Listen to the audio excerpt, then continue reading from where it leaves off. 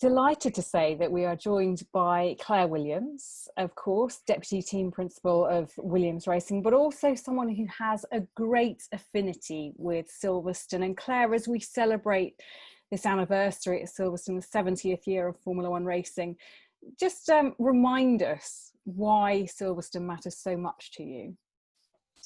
I have a long history with Silverstone, and I always relish the opportunity to talk about it. It is just such a magical space and place to be. We're so lucky that we get to go racing there. Whenever I'm asked which is my favourite circuit on the calendar, it's a no-brainer for me. It's always Silverstone. That's always my answer.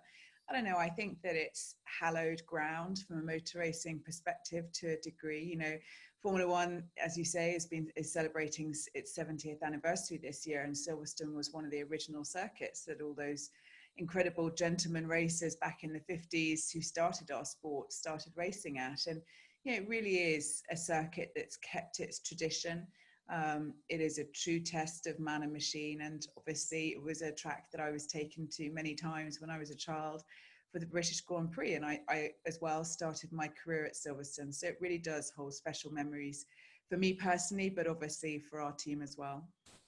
I was going to ask you, what's the first memory that you have of Silverstone? I mean, you must have been taken there from even potentially before you were born, I'm guessing. I'm pretty sure I was, because Silverstone and the British Grand Prix was the only race that my dad allowed his family to accompany him to. We weren't, children that were taken to every race on the calendar, or even a handful of them. Really, it was just the British Grand Prix. That was our one special treat. So I'm probably pretty sure that my mother would have been there when she was pregnant with me back in 75, and I was born in the summer of 76. So my birthday's actually always fallen around or on the British Grand Prix weekend. So I've always had cakes there and stuff like that, which was wonderful. But I don't have terribly early memories of going there from when I was maybe 3 or 4, but certainly the memories that I do have date back from, a long time ago now. I celebrated my 44th birthday this week, so I've been going there for many, many years. And the days when I was there as a child were truly glorious. They were the days when we didn't have these huge, great motorhomes that we have today. We all operated out of funny little camper vans, and that was really special. I remember, I was always put to work. We were children that were very much seen and not heard, and we were given jobs to do, and my jobs were either making the tea or doing the washing up and helping make the sandwiches for the mechanics for their lunches. And I love that. And then when the work was done, we were told to go and disappear off in the merchandise area. So my older brother Jonathan and I were going to spend hours wandering around the shops and, eating candy floss and buying Williams t-shirts. It was wonderful. It was so special. And I feel truly privileged that was my childhood, or a part of it at least. I presume your dad was always very keen to relay to you the importance of Silverstone. I think to a degree, and certainly for our team, Silverstone has been incredibly important. We won, Dad won his first race there in 1979. That must have been so special for him. He had worked tirelessly to achieve his dreams in motorsport. He started as a race driver himself. Apparently he wasn't particularly good. He was pretty fast in a straight line, but invariably would forget where the brakes were and would go crashing into the corners. And he then worked for more than a decade as an entrant before he gathered any kind of success. And as I said, success came at Silverstone at the home race. So I'm sure for Frank, Silverstone holds special memories. But I think for our team as well, it's a great opportunity for everybody in the team, obviously both past and present, to actually go and see their cars on the racetrack. And we all have so many people, hundreds of them, that work so hard behind the scenes, but inevitably can't come to every race. We can only take 80 odd people nowadays to a Grand Prix, and it's so important for those people to see what they do live and feel a sense of pride from that. It motivates them more, and it makes them feel a whole lot more connected. So, I truly understand how important that is for the teams, for the team personnel to see their cars on the racetrack. And you know, I know that my dad would have appreciated that enormously, and appreciated the fans that we've had. You know, one of my earliest memories at Silverstone was driving in with my dad in the car, and, you know, the fans literally swarming round our car driving into the track. And I think that was probably the first time that I had sight of really how successful my dad was, and how much of a figurehead he was in our sport. When you see your dad's car surrounded by fans and you actually can't move it an inch down the road, that was, those were pretty special times for us. As you say, Williams is an inherently British brand when it comes to motorsport, as is Silverstone. And, it's great to be able to celebrate at a time when you feel that both are in better health, good health, maybe. Yeah, that's so true. Our sport has gone through an awful lot, not least, obviously in the recent period with the impact that coronavirus has had on Formula One, but equally over the past handful of years, and not least for our team in particular, with some of the suffering and the pain that we've had to endure in 2018 and 2019. Fortunately, things have turned around a little bit. But I think to have these kinds of moments in life where you get to go to your home race, and for fans to, watch us. I know they can't be there in person this year, but I'm sure next year we'll be welcoming them back. But I think it is so important, to have moments like that. I know for me personally, I'm incredibly excited about going to Silverstone next weekend. I can't wait. It's always a point in the year where, I don't mind terribly much packing a suitcase and leaving the family again, because I know it's just the most glorious experience when we get there. What do you think has been the best, and this is going to be hard, I know, like picking a favourite child, but the best Williams moment at Silverstone? Oh, wow. I think there have probably, we've had so many, we've been so fortunate. Silverstone has been a track that has been kind to us. There are many that haven't. And Silverstone really has, as I mentioned, Dad won his first Grand Prix there, and I can only imagine the relief that he must have felt, the emotions that probably coursed through him on that day. And I'm sure he probably even to this day hasn't forgotten them. But we celebrated our 100th Grand Prix victory there as well, a while ago now. But it just seems that Silverstone manages to capture these moments for us. But I think probably for me personally, the greatest memory that I will take from my career in F1 will be when we'd lined up on the second row behind the two Mercedes in 2016. Felipe and Valtteri were driving for us, and going into the first corner, they just floored it and came out the first corner ahead of those two marks. And literally my heart went in my mouth. I know that we, at the end of the day, didn't have the result off the back of that brilliant start that we would have wanted. But just to see our two Williams cars taking the lead and leading together in front of our home crowd, oh my God, I will literally never forget that moment in my career. And a word for the fans. Obviously this year it is incredibly hard for them not to be able to be there, but they are such a big point of Silverstone. They really are. And obviously we've done 3 races now, 2 in Austria, 1 in Hungary, and we've been missing the fans, but I think certainly we will all miss the fans. We will feel it even more keenly, I think, going to our home race. 7 out of the 10 teams are based around Silverstone.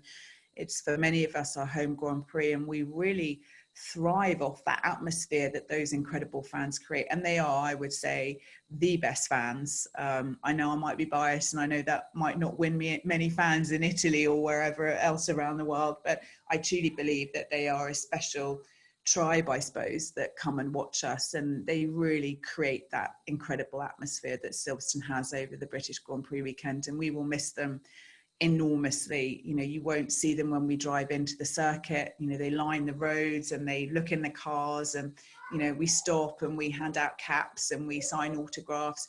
They're even there in our hotels when we come back in the evening, and it's lovely to be able to have a chat with them and talk to them about their experiences, and they all that they wish you well. And it's going to be a very different place this year, but I know that all teams now are kind of adapting to this and doing different work and inventing different ways to connect with our fans when we're at the racetrack. And I know over the British Grand Prix weekend, our marketing team, our social team and our content team will be working really hard to make sure we share what is going on at the racetrack, so that they can feel a little bit closer to the action than maybe they wouldn't normally be.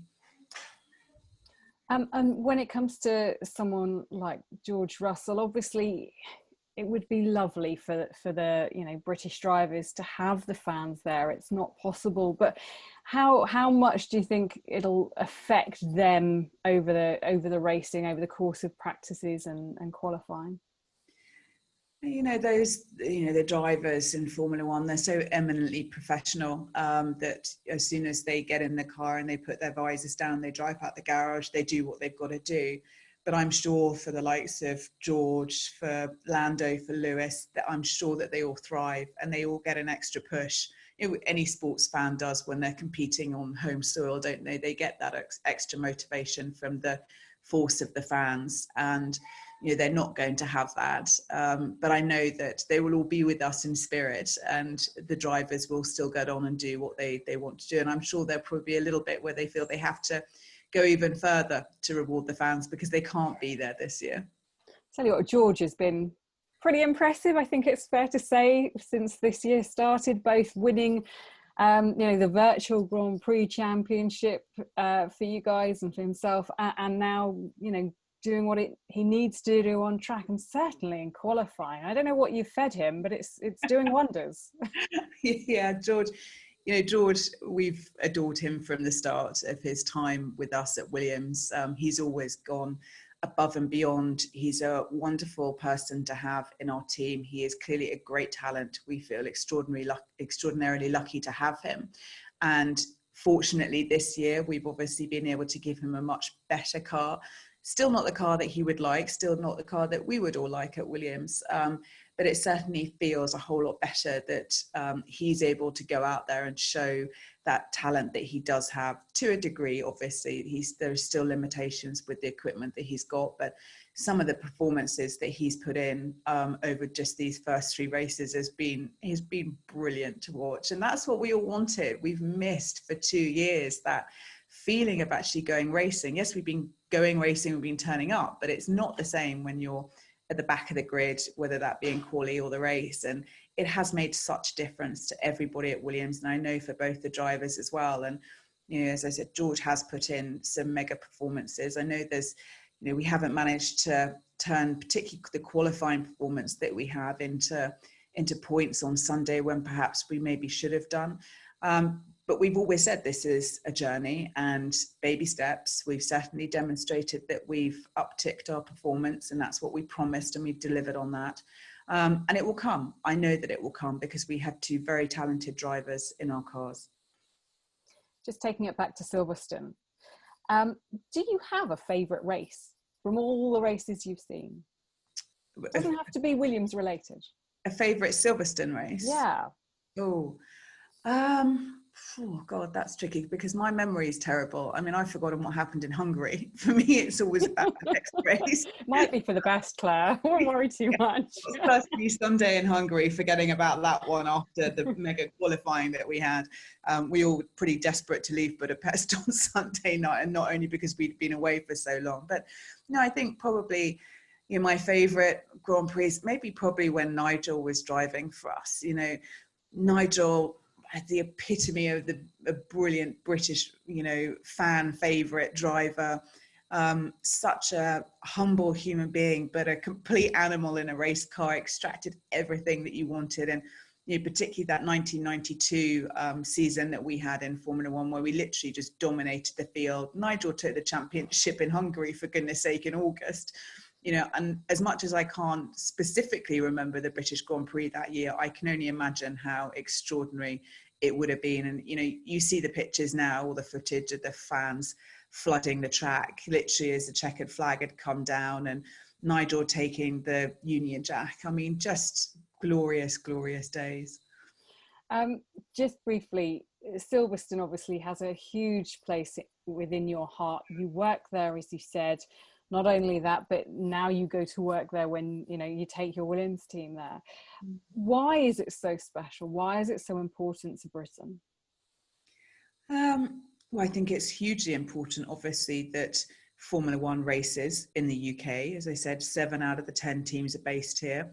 You know, we all employ anywhere between 500 and, you know, 1,300 people per team. And that's a lot of people. And then you think about the suppliers and the ecosystem around the teams that all look after us through a variety of different means, products, services. You know, Formula One in this country contributes a huge amount to not just employment, but to GDP.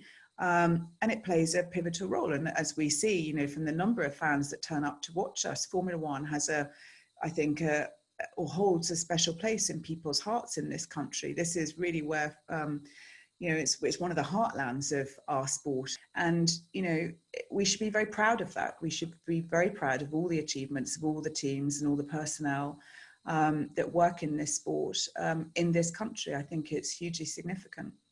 So Silverstone is, as we say, celebrating its 70th birthday all over again, and we'll do it all over again next year as well when the fans come back, hopefully, to the grandstands. Can you ever imagine a time when we don't have a British Grand Prix at Silverstone? I certainly can't.